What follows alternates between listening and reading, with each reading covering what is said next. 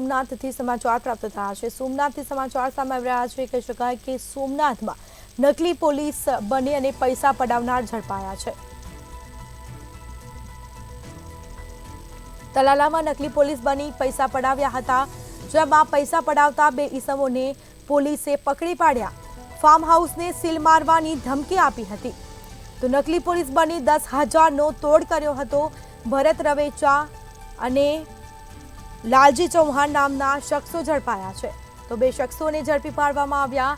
નકલી પોલીસ બની અને 10,000નો તોડ પણ કર્યો, તો ફાર્મ હાઉસને સીલ મારવાની પણ ધમકી આપી પૈસા પડાવતા બે ઈસમોને પકડી પાડ્યા છે પોલીસે। સમગ્ર મામલે તપાસ હાથ ધરાશે। તો તલાલામાં નકલી પોલીસ બની અને પૈસા પડાવતા હતા, સોમનાથમાં નકલી પોલીસ બની પૈસા પડાવનારને પોલીસે ઝડપી પાડ્યા।